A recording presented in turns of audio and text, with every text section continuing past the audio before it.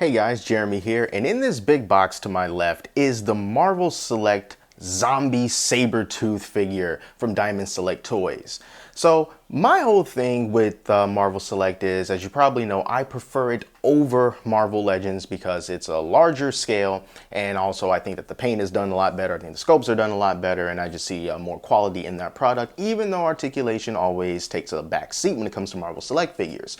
But I wanted to get this Zombie Sabertooth because the zombie line of the Diamond Select Marvel Select toys is very, very unique, and is one of those things that I have regretted not collecting sooner because I missed out on the Captain America, well, the Colonel America zombie, the Spider-Man one, and the Incredible Hulk one, and those go for some pretty outrageous prices these days. So I wanted to sort of just get in on the zombie line while the getting was good and before the third-party sellers got a hold of it. So I did a Zombie Magneto review a while ago. So I'm gonna leave a card up here so you can check that out. And here is the Zombie Sabertooth. And man, he looks gruesome. So here's a look at the back of the box. It's got all this writing here. You can pause that if you want to read it. And the packaging for Marvel Select, you know, as usual, is absolutely huge. I mean, this is a huge box. I don't really think it needs to be this big, but that's how they do it. And it also comes with a display base, and that's another thing I really like about this. They come with display bases, so you just don't have to rely on them standing up by themselves, although they shouldn't have any problem doing that. But if you want to add a little bit more of a dynamic feel to it, you do have a base that you can use. And as far as price goes, pretty cheap. Amazon.com, about $19. And it's been that way for a while now. So if you're in any way at all interested in Marvel Select, especially the Zombies line, and you got the money to spare, I recommend just going out and just picking these things up because, you know, once the Zombie Magneto one right now, that's already starting to go up a little bit in price. I bought that one for around the same price as I bought this one, 18, 20 bucks.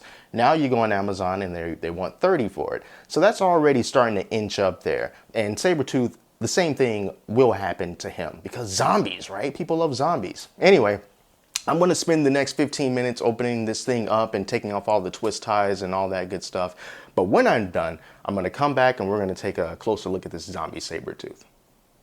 So my epic battle with the packaging is now over, and we can take a closer look at the display base and Zombie Sabertooth. First, let's look at this display base, and this looks pretty neat, although I don't know what this here is supposed to be.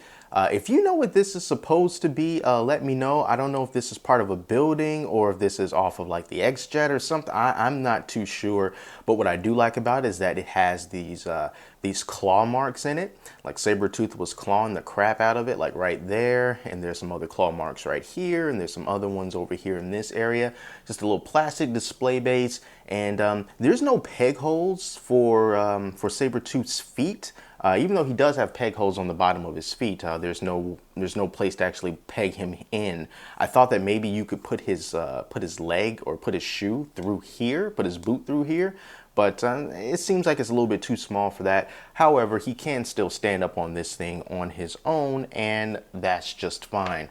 I'm just going to leave this right here. So we're going to take a closer look at good old Sabertooth here. And like I said earlier, this guy looks absolutely gruesome. This is what I love about this Marvel Zombies line.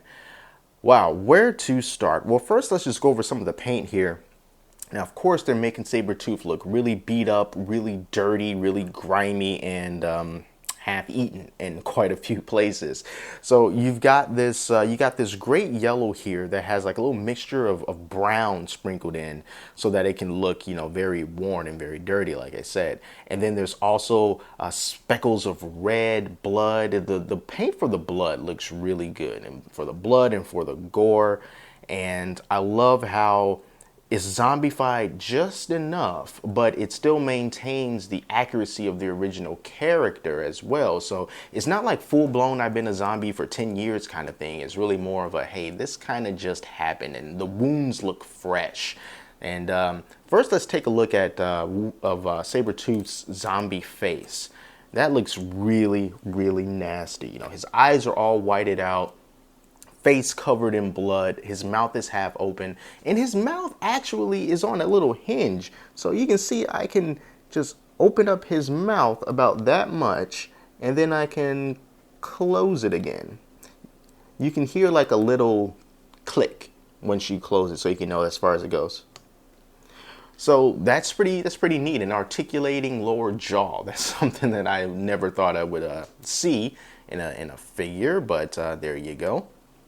Look at all the little muscle tissue that's been exposed on Sabertooth's body. So you can see like there's some little muscle tissue right there, and then it kind of goes along to the back side there.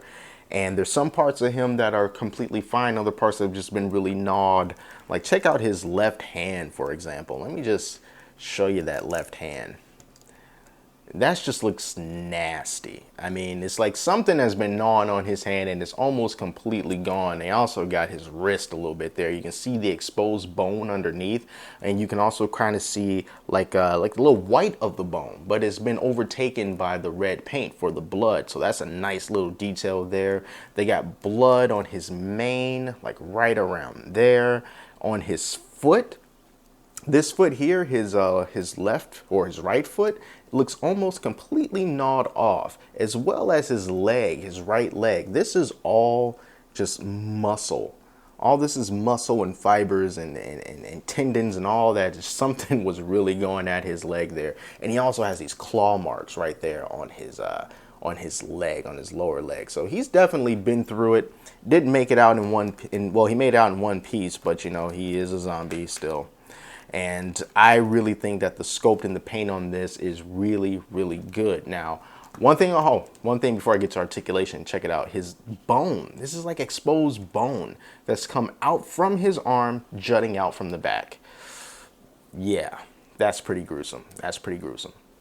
So let's go over some articulation that the Sabertooth has to offer. Now, like I said, this being Marvel Select, articulation is not the most important thing on the list that they do over there.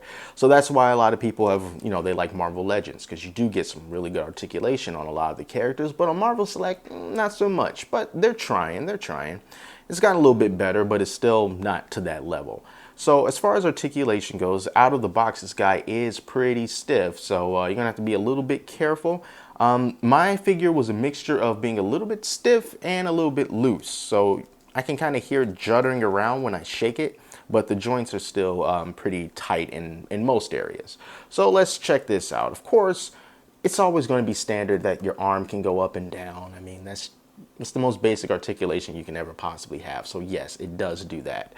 It can also go out, but on this right arm, it's kind of hard to make it go out. It's easier. You can see it on the left arm. You see that hinge right there that lets you move the arm in and out like that? I'd imagine it's the same thing on this right arm, except it's really hard. And I kind of don't want to mess with it anymore. So theoretically, you can get the right arm to do the exact same thing as the left arm. I don't know why you wouldn't, but you can do that. His hands do swivel. It's not on a hinge, so you can't like pivot the wrist like this, but it does swivel.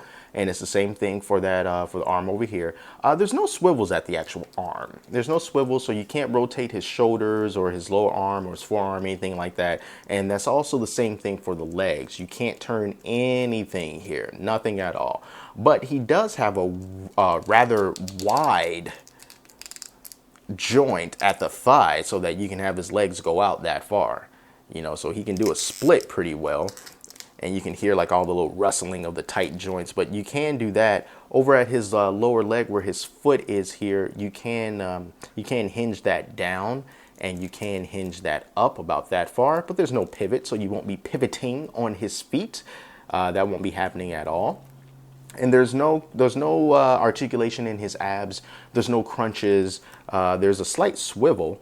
But the only thing about the swivel that I don't like is when you do swivel, if you look at it from another angle, it kind of just looks like his lower half of his body is being separated from the upper half of his body. And I never did like that with action figures. You know, I would like for it to be more uniform and not looking like something that's going to fall apart. So you can do that, but I just kind of like to have it, you know, centered and squared. So that you won't have to look at the unevenness of the upper and lower joints there. And also his head articulation is quite surprising. So look how far he can look down. He can look down really, really far. And I was kind of shocked by that.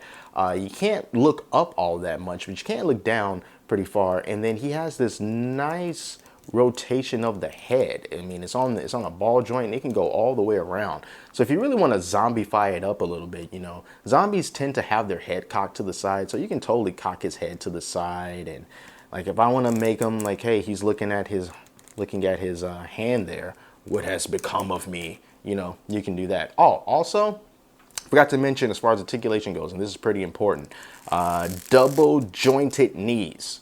So yeah, you do get double jointed knees, so that's good. And I also didn't tell you about the elbow bend. You do get an elbow bend. It's not double jointed, but it's just a regular old elbow bend. So, and it's pretty basic, you know. So that's as far as it goes. It goes out that far, goes in that far. So that's all the articulation that you have here. So yeah, I really like that you can pivot his head to make him look more, I would say inhuman, but he's not human. He's a mutant. But you know, even less of an intelligent being at this point.